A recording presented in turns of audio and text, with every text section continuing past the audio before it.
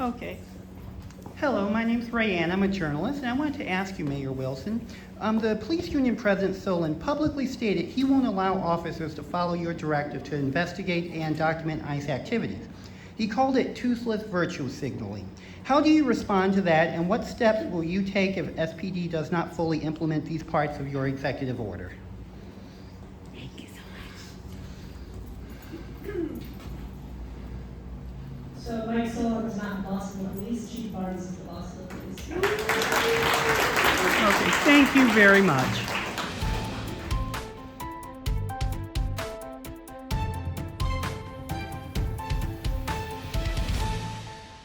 We're going to go ahead and move on to our next question. Our next question deals with immigration and ICE. It's how will you make sure immigrants feel safe going to school, clinics, and services, and what can be done to protect Seattle residents from ICE abuse? Feel free to raise your hand.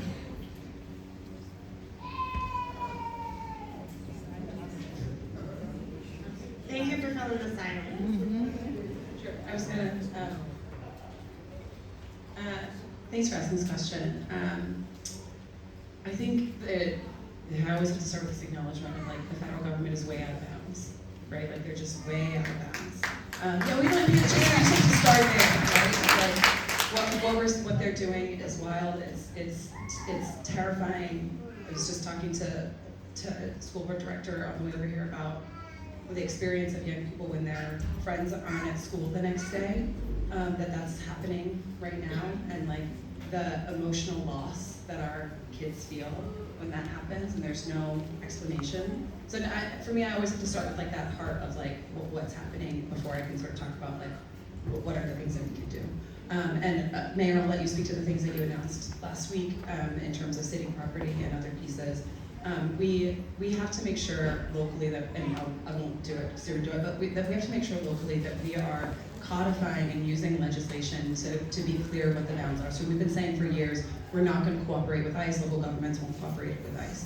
Correct. And then it's also time to say the rules, the federal government has been changing the rules, and so we need to keep pace with them. So there's a couple things. There's the investments in the community-based organizations. I'm always going to lead with that. There's making clear that we're not going to use city property, city contractors, city information. We're just not giving it to you, right? I know SPD has a really important role and has been really clear, and the chief just made an announcement yesterday around the work that they are doing to make sure that we are not providing any information, that we are activating and recording, tracking and documenting to help make sure that if ICE is out of bounds, I mean they are, but like, you know, that we can actually have the grounds to follow up, to sue, to get injunctions, to stop their behavior.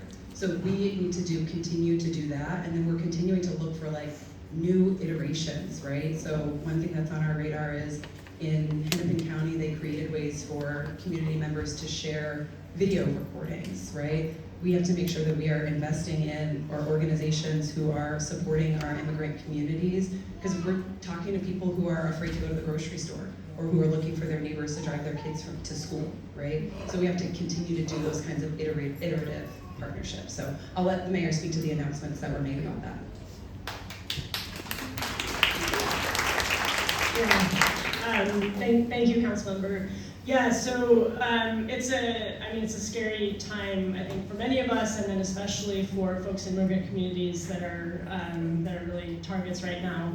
So I actually just came back from the U.S. Conference of Mayors last week, where I had an opportunity to talk to some of the mayors in cities that have experienced a really stepped up ICE presence or federal troops, and it was very, very illuminating. And also really underlined how much it's going to take all of us. So, you know, the city, we can do everything that we can legally do to keep people safe, and that does not mean that we're not going to experience a stepped up ICE presence, that we're not going to experience federal incursion. And so ultimately, it's really about the relationships between the city, all the folks, all the organizations on the ground that are doing the hard work every day of trying to make sure that people don't have to go to their immigration hearings alone, trying to make sure that people have someone to go with them to work or to school if they feel they need that.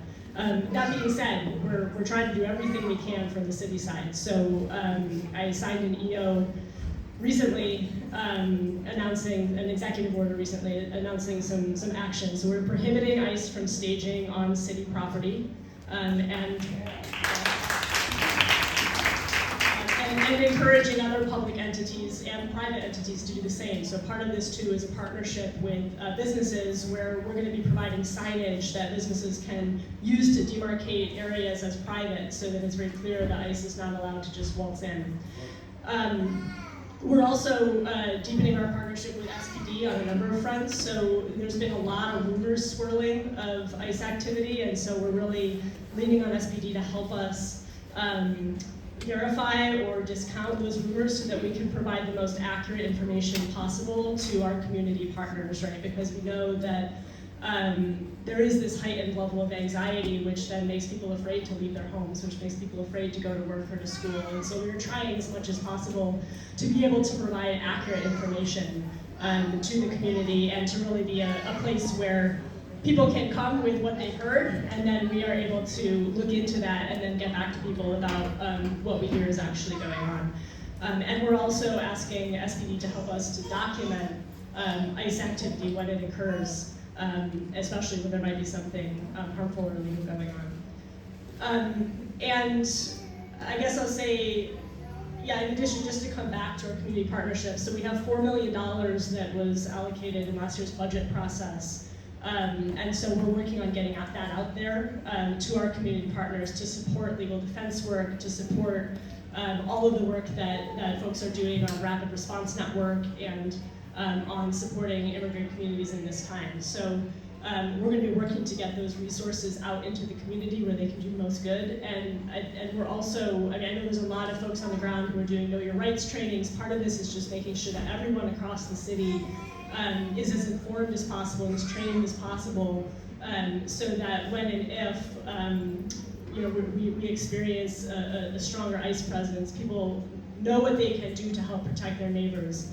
And so we're going to be continuing to partner with you all, and together we're going to keep people as safe as we possibly can. Thank you.